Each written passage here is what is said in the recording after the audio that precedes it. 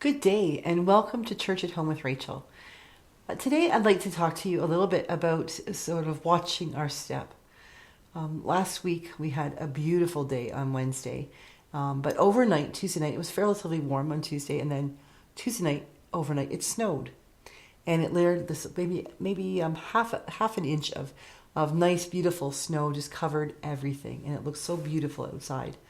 And then on the way to going into the church for Bible study, I went down the stairs on my deck and was heading toward the garage, toward the driveway, and I went rear end over apple cart.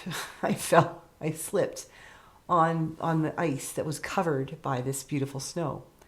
Now, the fact is, I knew that the ice was there. It was there the day before, and it had melted a little bit and got cold, so intellectually, I knew that there would be more ice underneath that snow. And yet, because the snow looks so pristine and it looks so beautiful and safe, I didn't watch my step. I didn't watch my footing. And when I was least expecting it, thump, down I went, right on my left side. I managed to not crush my computer, which was in my book bag on my right side. So that was good. No permanent damage done. Little touch to my pride there, hoping that no one else saw me or heard me, because I was less than ladylike in falling in what I said and how I went down. I would not have gotten a perfect 6 for my performance. But I got thinking about that, about how many times are we taken unaware because we haven't been watching our step. We've assumed that things are smooth and clear sailing because we don't pay attention to what's underneath. And yeah, I think that's really important for us, whether it's in this day and age with COVID and restrictions loosening and things like that, or whether it's just applicable to the rest of our lives, that sometimes we just get so focused on out there, looking ahead to tomorrow or the next day or even 10 minutes from now, that we don't pay attention to where we put our feet. We don't pay close enough attention to the terrain upon which we walk because we're so busy focused on the terrain to which we are heading. And as faithful Christians, I think we need to find the balance of how do we trust God that we can keep on putting one foot in front of the other and heading for that thing that we're looking for. We say to ourselves, we would train our kids, you never get in the car without knowing where you're going. Even if it's for a ride in the country, just a random place, you still know where you're going to end up. You're going to end up at home. But if you're going to find an appointment, or if you're going to on a trip, you have an end state. You have a place where you're going to, and you have an idea, at least, of how you're going to get there. Whether you use your GPS or on your phone, or you get an old-fashioned map and figure out your route, you might be the kind of person who's got every single turn marked, or you might just have a sort of east-west, north-south direction thing going, well, I'll get there when I get there. But you have given some thought to where you're going, and you pay attention to that. You're always thinking a little bit ahead to where you are. You're always, probably, hopefully, if you're driving, always also aware of where you are in the present. Are you coming up on a stop sign? Are you in the middle of the country? Is there a moose or a deer going to run across the road in front of your car? We need to be present to the moment. So we live in this constant tension of now and then. And hopefully that then will be the then in front of us. If we spend too much time in the now and in the past, we might find ourselves really focusing more on the past, not paying attention to the present or where God is calling us to go. We are absolutely called to learn from our past, to reflect, to remember, and to celebrate things that have happened. But if we allow ourselves to get dragged down in that, then we end up in in a bog, and we're not going to go anywhere. God doesn't want us to simply stay stagnant, to sit right there all the time. He certainly doesn't want us to keep looking behind us. Look what happened to Lot's wife when she looked behind her. We are called to do the work of God, to follow and trust God, and go where God is calling us. But that doesn't mean that we are sort of given an exemption from doing due diligence about where we are right now. We need to pay attention to the circumstances that surround us, or that we're taking up space in. Something as simple as paying attention to your terrain.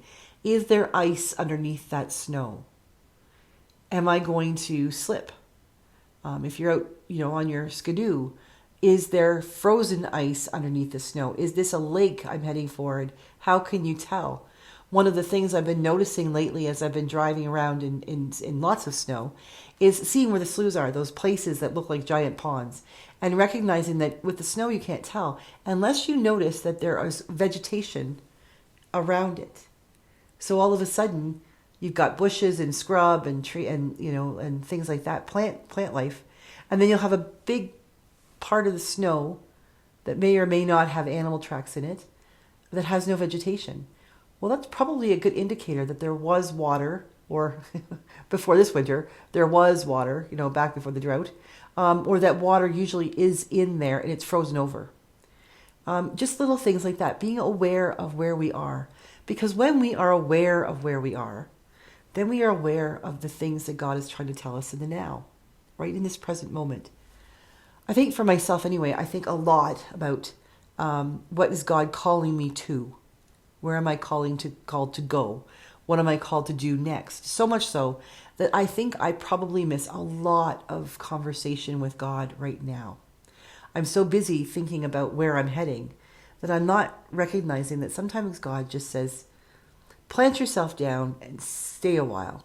Just be here, be in this moment. And I think that falling the other day, and like falling hard, gave me that moment of pause to say, wait a minute, whatever it is I'm doing, whatever it is I'm heading, is it more important than being aware of where I am now, where God is with me right now? What is God trying to tell me? I think God was trying to tell me to slow down, and to salt to put ice melt on the sidewalk.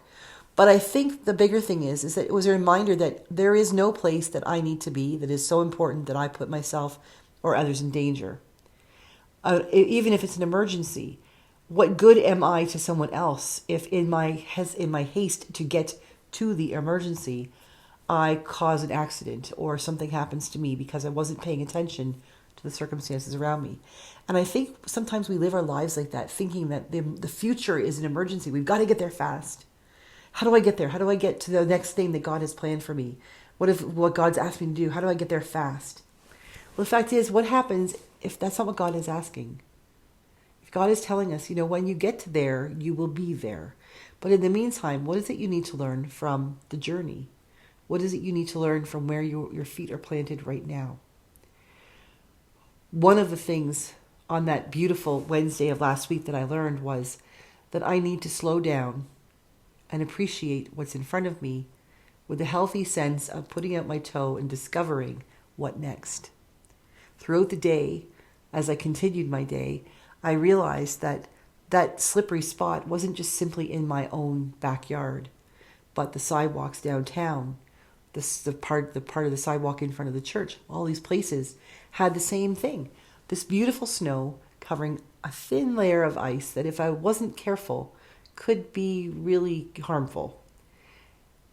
And the fact is that by slowing down and paying attention, not only did I not fall again, but I also noticed the small things, like the way the sun sparkled off each flake of snow, and how it looked like it was really light, gentle, flaky, like very fluffy snow. And yet, when I kicked it with my toe, I realized it was really wet and heavy. And just the amazing ability that God has to create every one of those snowflakes completely unique and different than any other snowflake. And on one side, from one perspective, it looked like one thing, like light, fluffy, flaky snow. But yet, when upon a deeper, concentration on it, I realized that wasn't the case at all. It was heavy and wet. And both those kinds of snow are good for something. I'm not a snow person, so I don't know what you ski on, but I do know that it would be heavy to shovel. So I counted on that day of the sun melting the snow, and then told myself that Thursday morning when I went out, I would watch my footing, because there'd be ice on the ground. We are called not just to simply go ahead and focus on everything in the future, but to really pay attention to what's happening right here, to pay attention to this moment, to watch where we are stepping, watch our footing, because we are standing on holy ground. Where we are, God is. Where God is sacred and holy. where God is an opportunity to learn, to listen, to be present, to take stock of this moment. Because each of these moments leads us to the next moment, which leads us to the next thing in the future. And every one of these moments is necessary for us to be able to do what God is calling us to do. So when you get out of the house today, and whether it's snowing or not, watch your step. Pay attention to where you put your feet. Pay attention to where your mind goes. Pay attention to where your heart is residing. Pay attention to the ways that your ears and your heart might hear God speak to you. And be present in the moment, knowing that all of those future moments you'll get to be present in as well. So there's no hurry. Have a good day.